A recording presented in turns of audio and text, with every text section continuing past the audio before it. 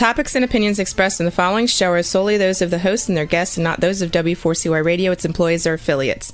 We make no recommendations or endorsements for radio show programs, services, or products mentioned on air or on our web. No liability, explicit or implied, shall be extended to W4CY Radio or its employees or affiliates. Any questions or comments should be directed to those show hosts. Thank you for choosing W4CY Radio.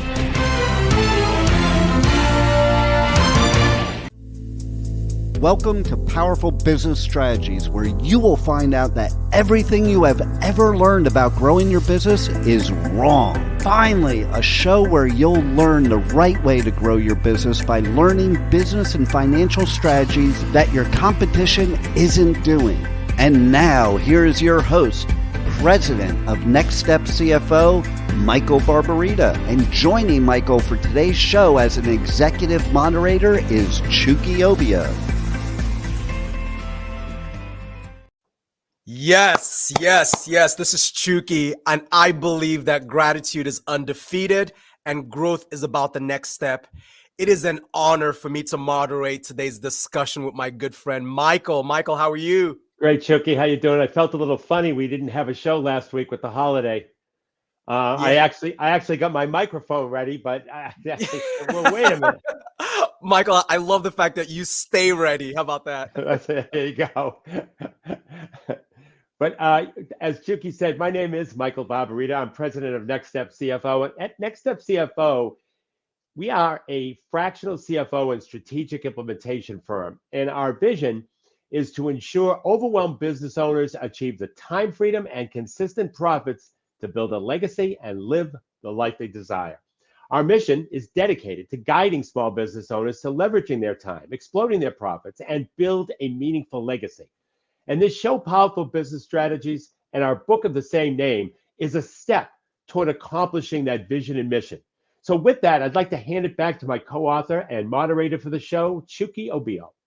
Thank you so much, Michael. And today's episode is impeccably well-timed.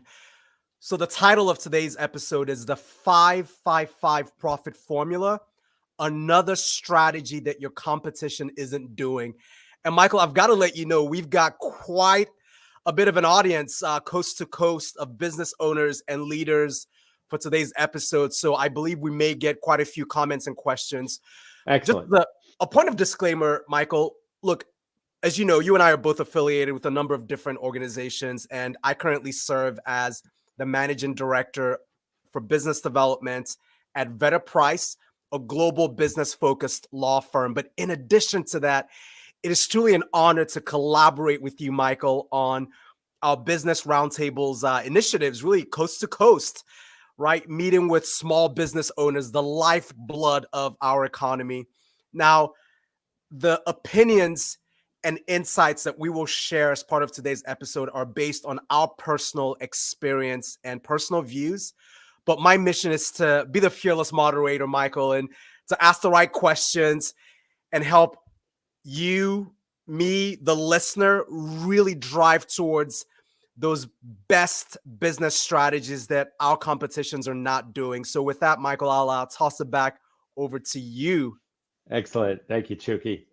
So our show today is about our 555 profit formula. And when you utilize this simple and easy to understand formula successfully, you'll see a dramatic compound effect in your profit and cash flow. And the 555 formula is simply this.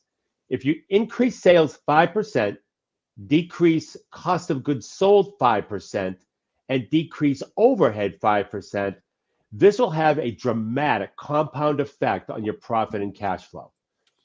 Sound difficult? Well, let me give you some real life situations where I save thousands of dollars. And let me tell you the key to getting cost reductions. Here it is. The very key to getting any cost reduction, whether it's a cost reduction in cost of goods sold or a cost reduction in overhead, is 4 words. You need to ask. Something business owners don't do is ask. Yes, there'll be times where they shut the door on you, but you've got to ask. Now, let me give you an example. When I was in the ski business, I used to get $100,000 per year in co-op advertising money from my suppliers. Wow. Now, in order to understand how I got this money, you need to understand the mind of the vendor and what's going on over on the vendor side, because the vendor wants to do one thing, and that is sell as much product as they possibly can. And the other thing you have to understand is that in addition to the co-op advertising that vendors offer in their vendor agreements, which by the way is another thing business owners don't take full advantage of, but and in that situation, they're offering 1 to 3% of your annual purchases in advertising money, and business owners aren't taking it. You got to think about that. Now, there's the vendors, in addition to co-op advertising budgets per their vendor agreements, also have a national advertising budget. And first of all, they always have money left from co-op advertising because no one takes it. And then they have money in their national advertising budget for special circumstances, but no one asks for it. Interesting. Every year, I put together a 15 to 20-minute presentation to my biggest vendors, showing them an advertising campaign that shows them how we will sell more of their product. And by the way, we use the conversion formula, of course, but how we will sell more of their product, and we do that in a very convincing way. And what they will do, if they will go into their national advertising budget and pay for or partially pay for that advertising. They pay for the advertising, by the way, one of two ways. Either a deduction off of an invoice, so there's no cash being lost other than they're taking a deduction. Okay, that's insightful. And the other way, which is cheaper for them and it's better for us, is if we believe in the product we're selling. Remember, I went to the vendors that we sell the most product of.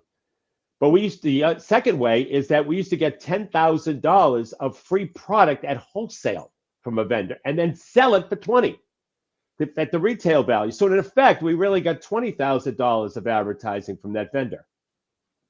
But I never counted that because the vendor only spent $10,000. And when the vendor spends $10,000 of product, they're probably only actually out of pocket $5,000 because the cost to produce that product is not less than the $10,000 that they charge me at wholesale. So then once we had a successful campaign, a couple successful campaigns in a row, there was really no need for the presentation anymore. And it would just be an automatic thing that they would do once we ask. But you have to ask. Yeah. You have to ask. That's what's missing out there. People don't think those situations are available, but they certainly are. But you have to ask. You know what it reminds me of, Michael? We miss 100% of the shots that we don't take, right? That's right. You have to ask. That's right. It's incredible. Look, Michael, you've struck a chord here. I mean, we're actually getting a stream of comments and questions. Do you have a minute to just take on one of these quick questions, Sure. Michael? Great. Sure. So the question is relative to vendors. Can you use this as a way to get a strategic vendor? So they're not actually a vendor yet, but you present this as a way to maybe entice the vendor to deepen the relationship. Yeah, probably not. And Okay. I'll tell you why. Because this is out of their pocket, and they want to prove they only do it with people who have proven to sell. Okay.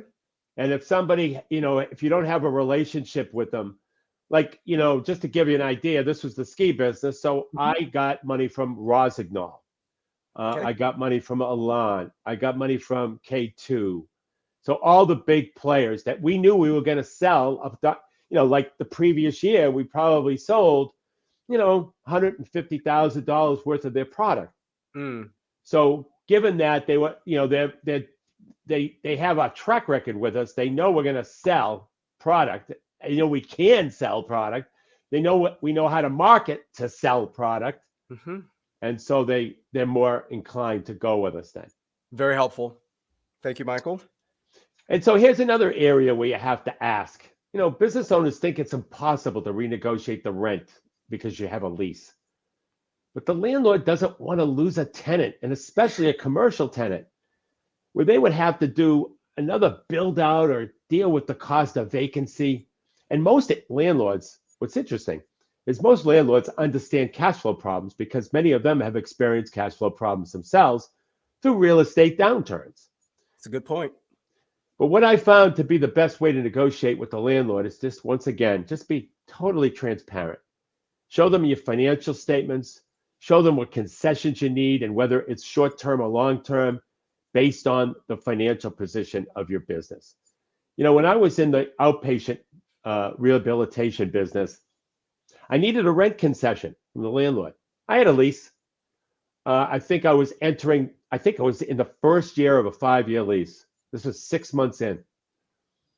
But once again, like I did with co-op advertising, I put together a presentation with my financial statements and a business and cash flow forecast showing the landlord where my business was and the strategies I was going to implement to improve the financial position to be able to afford the current rent. And he agreed. He agreed to the rent reduction because I went through and showed him. I didn't just say I need a rent concession. I showed him how what strategies we were going to implement and how long it would take, and show him the results through a forecast. That's it. That's all. And plus, show him the current financial statements, show him the current cash flow, and he agreed. He agreed to the rent reduction, and as a give back, I added another year to the lease. So it's not impossible to discount or defer rent just because you have a lease. So before I give you an example of the effectiveness of the 5-5-5 profit formula, let me make sure you understand the definition of the terms that I'm using. So Right. I think we all know what sales are, so I won't bore you with that one. But let me define cost of goods sold, because this is an area that business owners, when I say the 5-5-5 profit formula is increasing sales 5%, decreasing cost of goods sold 5%, decreasing overhead 5%. I think a lot of business owners are confused as to what cost of goods sold is. So let me, to the best of my ability on the radio here, define what cost of goods sold is. So generally speaking, cost of goods sold are the direct material costs, so any direct materials, direct labor, subcontracted costs, which are costs associated with the production or delivery of the product, and any other direct cost, freight as well, specifically associated with the production and delivery of the product or service that you provide. So if you're a retailer, your cost of goods sold is primarily made up of the product you buy from manufacturers and distributors, plus freight costs, the cost of the freight to get it there. Okay, so that's probably the most simple in the area of retail. If you're a manufacturer, your cost of goods sold is primarily made up of direct materials, which are the materials that go into the production, direct labor, which is the production labor, subcontractor costs, which is the outside labor to help produce the product or deliver the product, and then freight costs. And if you're a distributor, your cost of goods sold is primarily made up of the product purchased from manufacturers, and direct labor associated with moving that product. Subcontracted costs, which once again is outside labor to help move the product, and then freight costs. And if you're a service company, your cost of goods sold is primarily made up of direct materials, which are the materials that go into the service delivery, direct labor, which is the labor that delivers the product or service, subcontracting costs, which is the outside labor, to help deliver the service again, and then freight costs. Now, there might, in some cases, there might not be direct labor in providing the service, but in most cases, there still is, because that's how you provide the service. Now, overhead is primarily your fixed costs, like rent and insurance, and all the costs that support that kind of support the delivery or production of the product or service. So rent supports it because you need some place to do it. Insurance supports it because you need to have insurance in case there's some loss associated with the production or delivery of the service or product. So now, just a couple of more definitions. Let me define gross profit. So gross profit is simply sales, which I think we all know what those are, less cost of goods sold, which I just defined.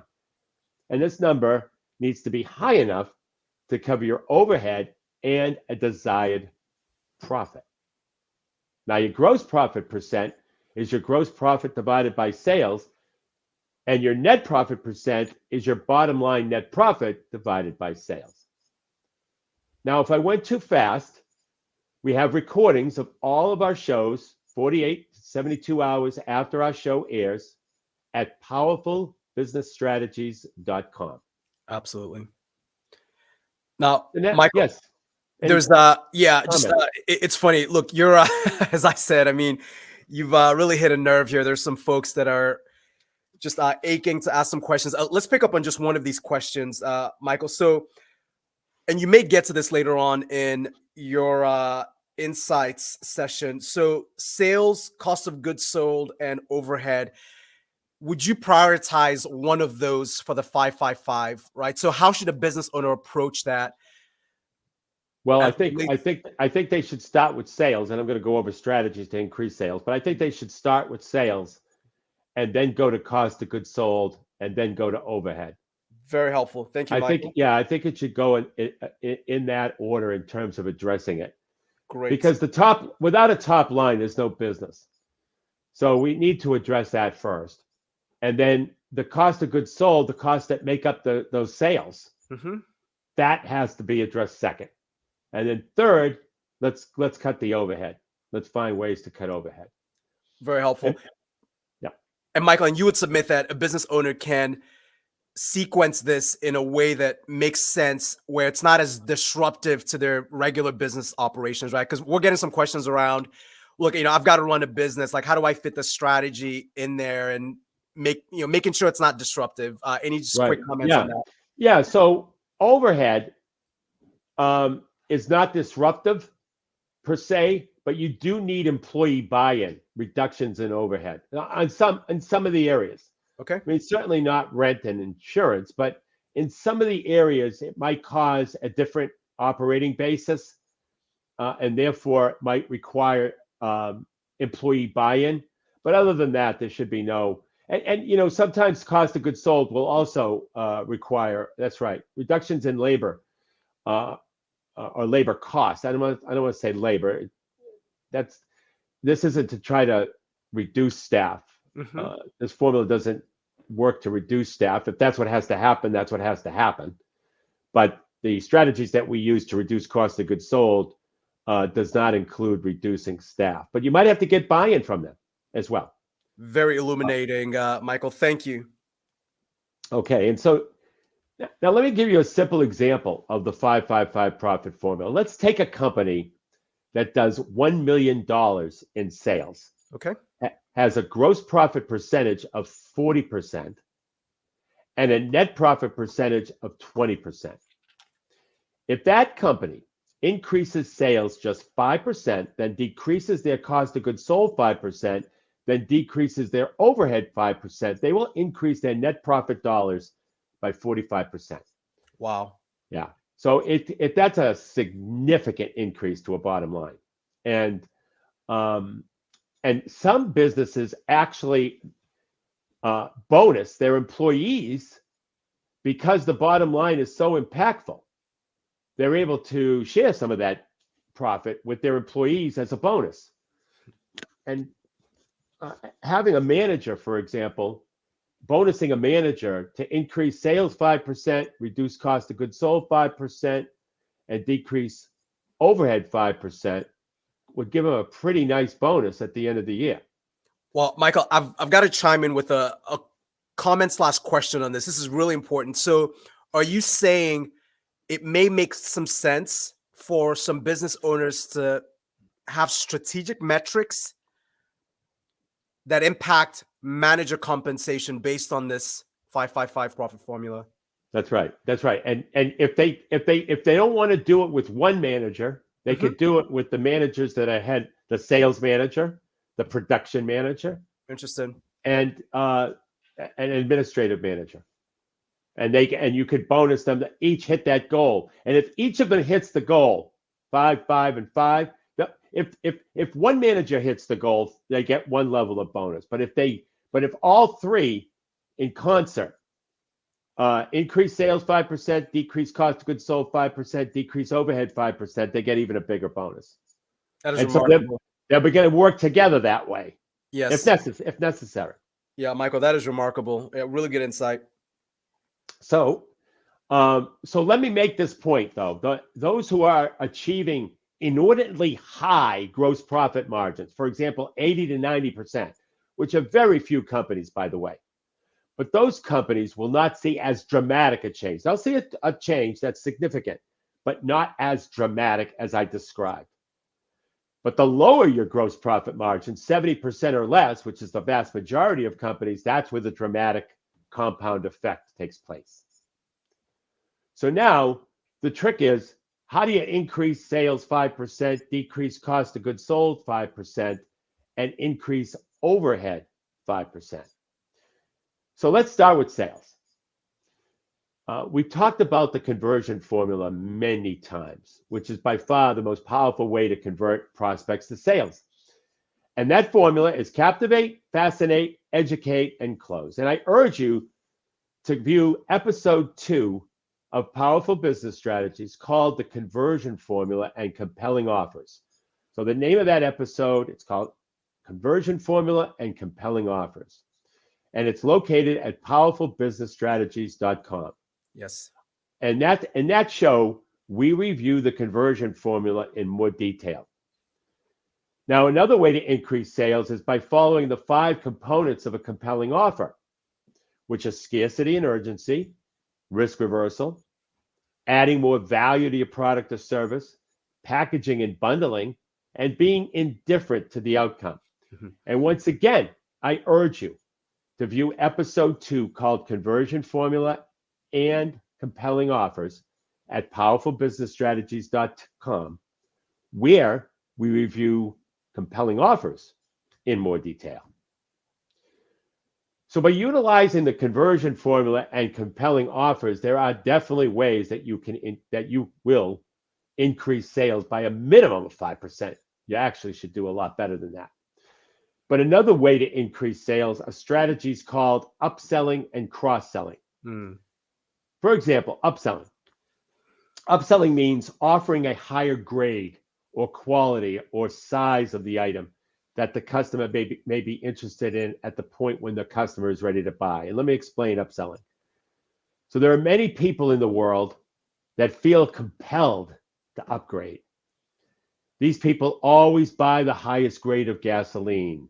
These people always fly first class. These people always buy the best industry has to offer. And these people aren't necessarily millionaires or very well-to-do. They just feel they have a FOMO, fear of missing out. They just feel they're missing out if they don't buy the best. And by the way, these people strongly believe that if you buy cheap, you buy twice. Okay? And so it's those people that are perfect candidates for upselling. And because you always don't know who you're dealing with, you should always upsell customers to the next level up. You know, when I was in the ski business, many times a customer would come in for a beginner pair of skis. They never skied before. But once they saw the benefits of the more expensive upgrade, they bought the upgrade. And even though the ski was built for, let's say, an intermediate skier, they saw the benefits of jumping up and getting that better ski. Cross-selling. Cross-selling means offering other products or services which complement the item the customer is interested in. Once again, at the point when the customer is ready to buy. And an example of cross-selling is when I was in the frozen cookie dough business. We had multiple varieties of cookies, of cookie dough. And if a customer didn't want a particular flavor, hey, there was always different flavors to offer them and to cross-sell. Then there's a strategy, this is something extra, called downselling. And downselling should occur when someone declines your product or service offering. So you offer them an alternative at a lower price. So for example, an example of a downsell would be, take a health club that sells, a 1-year gold membership program. Mhm. The prospect declines that membership. Then the sales associate offers the prospect two low risk, low barrier to purchase options. One would be a 90-day called a 90-day health makeover membership, or a 1-week trial membership. Both of these are of a lower value to the gold membership, but the sales were made. And this is tremendous value to just making any kind of sale at all, because 34% of the time that a customer buys something from you, they'll buy something else at the point of sale if it's presented. Once again, you have to ask. Many business owners are missing out on that opportunity. So that you've got to, no matter how small, we even had advanced skiers buy we downsold them to the intermediate ski just so we could make the sale. Because once we made the sale, we knew that there was a good chance that we could retain them for future purchases. Nice. And obviously, at the point of sale, we'd be selling them Parkers, that Parker package, the clothing package I talked about, as well as accessories like gloves and mittens and goggles and those types of things. So now that we've covered how to increase sales 5%, let's work on probably what is likely perceived as the most challenging cost reductions in the 5-5-5 profit formula, and that is reducing cost of goods sold. Yes. So the number one way to reduce cost of goods sold 5% is to improve your process of how you deliver the product or service to a customer. And that's where I talked earlier about employee buy-in when I was answering that question. Mhm. Because if you improve your process, make it more efficient, you're going to cut cost. Speed of delivery, just speed of delivery from the point in time when a customer, when you buy, let's say, the raw materials or the direct materials, to the end when you ship or deliver the product, if you can increase your speed of delivery, you'll make more money. You'll be more efficient. You'll reduce your cost of goods sold. Also, many times you find inefficiencies because employees aren't following the system properly. Yeah. Not following the system properly, that lends itself to a lot of inefficiency and wasted cost. So the key is to identify where the wasted motions are and where the wasted cost is. And I can't tell you how many times I looked at a process. I don't care if I looked at it a year ago or maybe even, 6 months ago. I look at it again, I still see employees aren't following the process. I still see things that are inefficiencies in the system, people not following the system. But that's something that you can find most of the time. And speed of delivery is really, really, really important. If you can increase the speed of delivery, you can time it from the point of when the sale starts to the point where the product or service is delivered. If that speed is increased, you're going to reduce your cost of goods sold. This next area is very neglected, and that's negotiation with vendors, as I talked about in the opening about advertising. But business owners are afraid to ask. You just need to ask for these things. There are multiple areas to negotiate with vendors. So let me give you all the areas. Number one, negotiate free freight. Okay. I can't tell you how many times I've been denied, but I can't tell you how many times I asked for free freight and they gave it to me. And it adds up.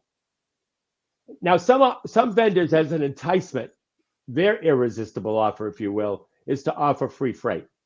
So sometimes they offer free freight just as a matter of their program.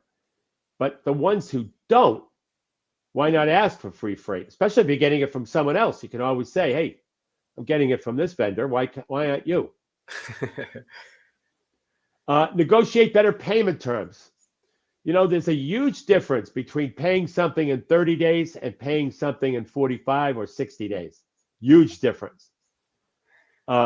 It gives you more time to collect your receivables if you have slow paying customers. It just allows you to get the money before you have to pay for these things.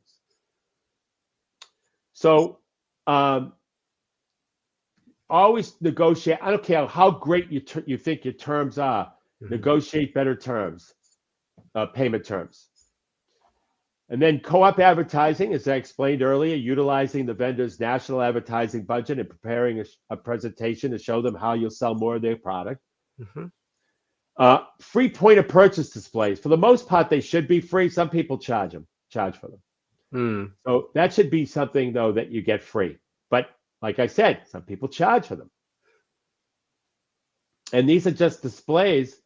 And they help sell the product, obviously, but you should be getting those for nothing. Yeah. Michael, we got a really interesting question here. So let's brainstorm this. And this strategy, by the way, this assumes that you have existing relationships with all of these vendors, correct? I think you made that clear. Yeah. Right? Yes, Great. that would be, except, whoa. One little point, though. If it's a new vendor in terms of reducing cost, yes, not asking for money, like in the case of the co-op advertising, but reducing cost, you could still ask upfront. Interesting. Okay, that's a very powerful exception to that. Now, let's take the question from this angle, and I'll paraphrase a little bit here, Michael. Can you use this as part of a vendor rationalization strategy? So it seems like what this business owner is after is they've got maybe 8 vendors that they believe they could get down to like 5 vendors. And their approach would be to visit all 8 of these vendors with this recommendation or proposal. And then based on the response to that, Michael, they rationalize down the number of vendors. So what would be your reaction to that? Yeah, that's outstanding. Whoever asked that question gets an A+ for the show. Okay, there you go. And I only get a B-, so that's pretty good. So yeah, that's a perfect way.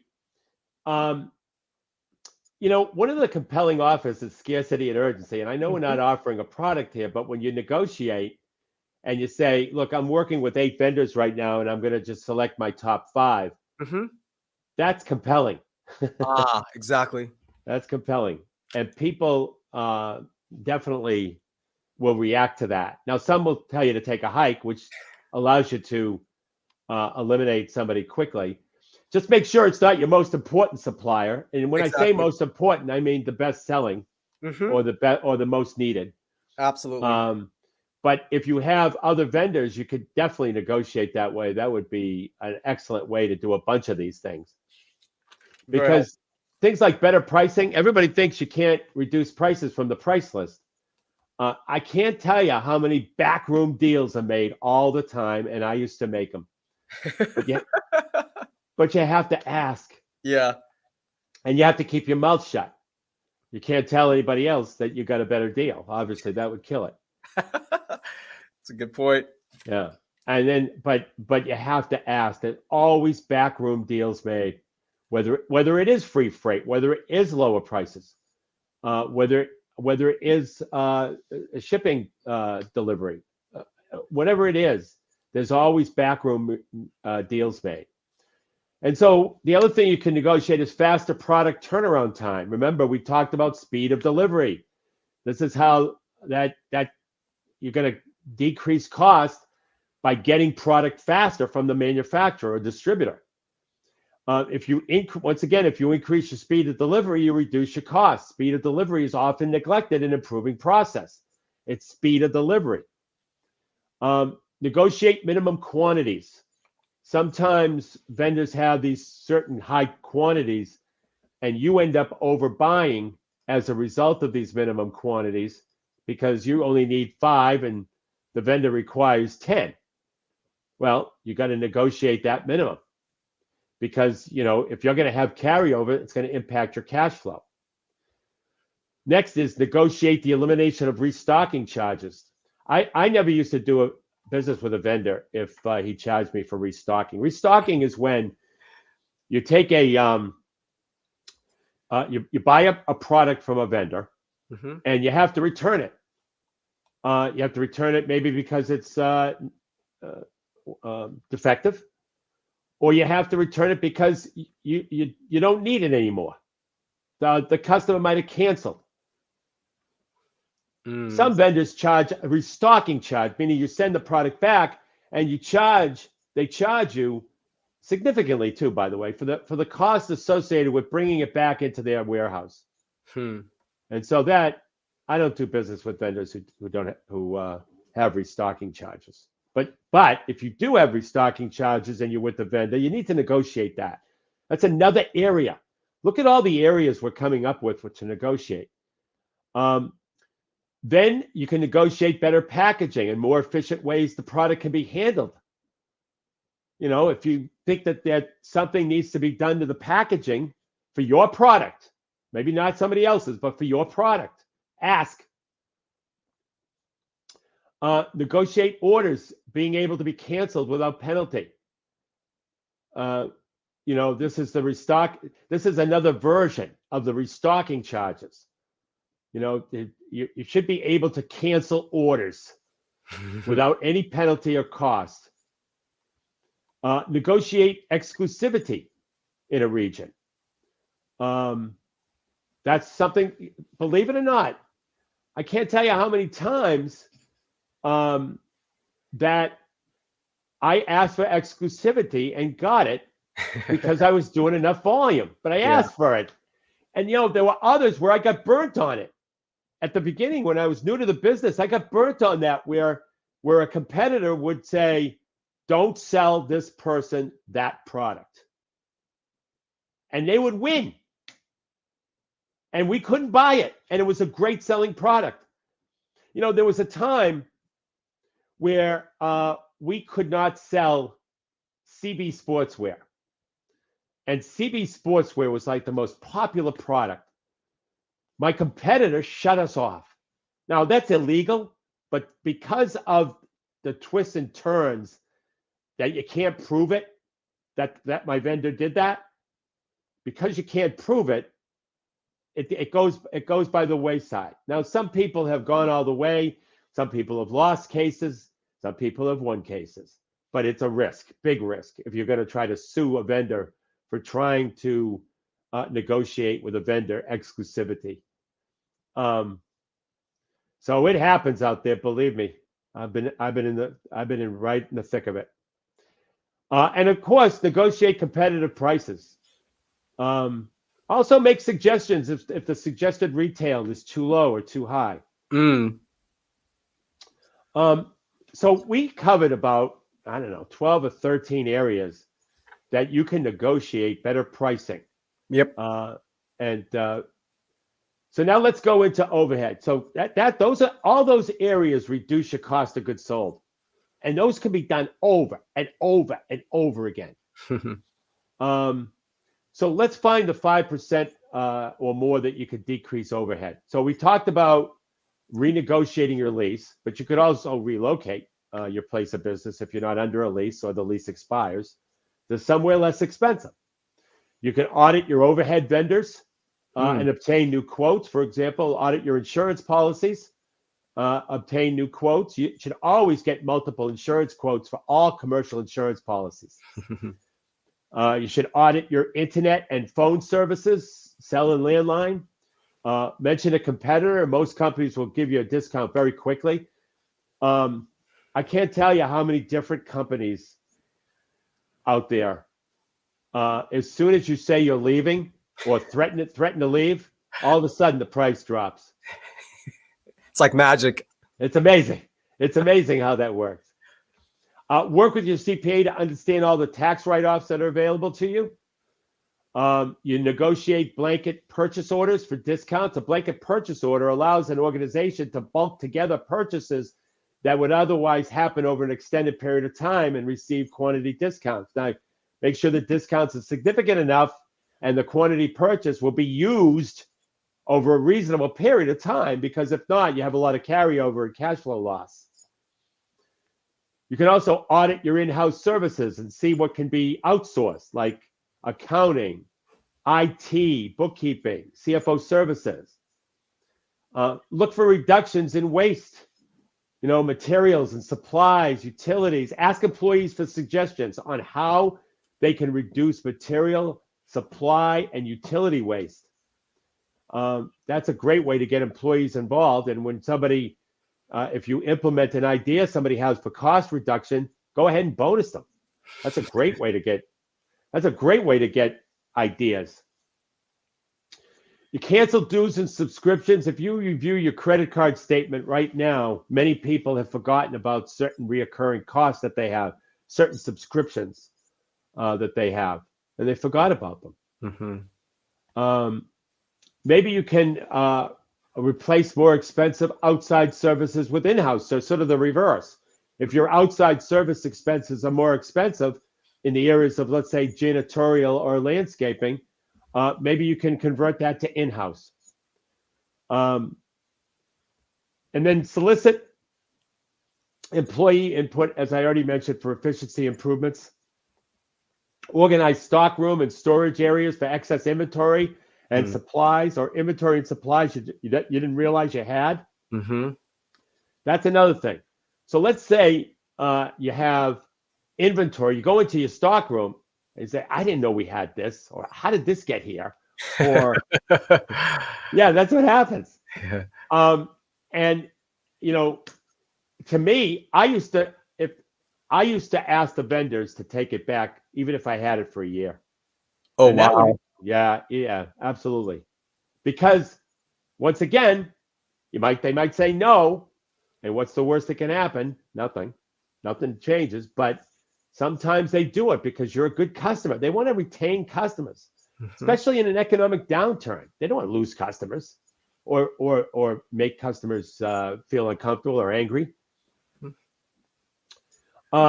Negotiate lower rates with credit card companies. Many times credit card companies will lower rates if you pay on time, but you have to call them. Yeah. I can't tell you how many times I was able to reduce a credit card interest rate just by making a phone call. If you have a lousy credit score, that's going to be difficult to do. But if you have a decent credit score, you'd be surprised how many times they'll reduce the rate. Be creative to reduce the financial impact of benefits, or reduce overtime, reduce your hours of operation. That's another way, by the way. Reducing the hours of operation allows for a more, it's like, once again, scarcity and urgency. You only have 8 hours for production. They have to get more done versus the 10 hours they were working. You also, like if you're a retailer, you can make your hours be the equivalent of one working shift. Then you get, focusing on the productivity of employees, inspecting their work with, obviously, that is amazing how many times if you inspect their work, it'll normally raise productivity 20% because they'll, especially if there's surprise inspections, because they never know when you're going to show up. Yeah. What marketing is not working and burning cash? A review of that. It's an important one. Yes, that's right. And then review transportation and vehicle costs. Now, cost cutting normally impacts your employees first. This is what we talked about a little earlier. Sometimes they need to be sold on the idea. So you have to explain to your staff what they will need that they'll need to make some changes, and because the company needs to make some cuts to maintain profitability. Outline the cost to be cut, outline the timeline for implementation, and outline the reasons why. And as appropriate, as I mentioned earlier, offer a reward or incentive to staff who fulfill on their duties to help cut these costs. I mean, that's a great way to bonus people. The more that you can be specific with implementation details, the more likely you are to succeed. So, Chucky, if I answered all the questions that are in the chat, I think it is time for compliments. Absolutely. And not only did you answer all the questions, Michael, but you're handing out A+ grades, right? I mean, I think the students in the classroom are really excited. So look, very excited about our business compliments. segment. We have 5 notable business owners that Michael and I want to recognize. Let's start with the first. And by the way, this segment is a national representation of business owners coast to coast. So West Coast, East Coast, Midwest, even the South. So just very, very excited. Beth Leipold, Workhorse Integrations. Michael, they do something really interesting. So they are software integration specialists. And for 2 decades, they've used a customized application programming interface, so an API, to really connect strategies to help companies connect their software applications to each other. So really good work by Beth and team. The second business complement, Dan Romano with Adventures in Learning. Very creative business name, by the way. So they combine adventure with education. So Adventures in Learning. And what Dan and team do is they specialize in aligning employees with their company's specific strategic initiatives. And they do this through kind of a unique and interactive process. They've got this thing called a process adventure map. So just really, really intriguing. The third, Tim Wilson, Facts and Feelings is the name of the business. It's a data-driven business consultancy, constructively obsessed with less and better. So, Michael, they figured out how to do more with less. So we should. There you go. There's a cost savings right there. Exactly. And then the fourth business complement is Dr. William D. Clark. He's a PhD and an MSc as well. So this is interesting with Nat Prologics LLC, and they are experienced with dietary supplements and natural and nutritional products. The last but not least, Mark Stendel with Hawthorne Payments. And Michael, look, I'm fascinated by what Mark and team do. The more I sort of learn and the more we learn about what they do, just the more I'm fascinated. So they've figured out a way to provide a fair and transparent credit card processing service that's available to small business owners 24/7. They've got this sort of dedication and commitment standard of excellence, and it's just embedded into their culture. So hats off to Mark and team. With that, Michael, I'll toss it back over to you. Yeah, thank you, Chucky. So, yes, I interviewed. One of the things that we do is we interview business owners for the next edition of our book. Now, why do we have additional additions to our book? Well, business is always changing. That's why. And because business is always changing, and because we want to make sure that our strategies work in a wide variety of industries, we interview business owners. And several of the people that Chucky complimented today are business owners that I interviewed, and that Chucky interviewed. That we collectively interviewed. Yes. And so I want to. It's our token of appreciation for interviewing for the next edition of our book. But in addition to that, these business owners were able to learn strategies that their competition isn't doing. And so, strategies like the conversion formula, strategies like compelling offer. Absolutely. And look, Michael, I'm quite energized by this initiative and collaborative with you, right? I mean, this, in some ways, it's our contribution to the business community. So hats off and gratitude for sure to you on this, Michael, and your leadership. And yes, thank you, Chucky. And if you want to be interviewed, go to nextstepcfo.net. Click the contact button and put your information in, and just say you'd like to be interviewed for the next edition of our book, and we'll be happy to do that. And you'll learn a lot. We had, as a matter of fact, Chucky interviewed a business owner in the rug cleaning business the other day, and he was overwhelmed by how much he learned and how much his business needs to be worked on. So that's just. It's just one of the benefits of doing a book interview. Absolutely. Well, Chucky, to get a copy of the book, Powerful Business Strategy, simply go to our website, which is www.nextstepcfo.net. It's totally complimentary. It's Chucky and I's contribution to the business world. Yes. And until next Monday at noon Eastern time, for Chucky Obio, my name is Michael Barbarita. And remember, don't keep doing what your competition is doing. Thank you. You have been listening to Powerful Business Strategies, finding out that everything you ever learned about growing your business is wrong. Tune in next week and every week at noon Eastern Time on W4CY Radio with your host, Michael Barbarita of Next Step CFO and moderator Chucky Obio.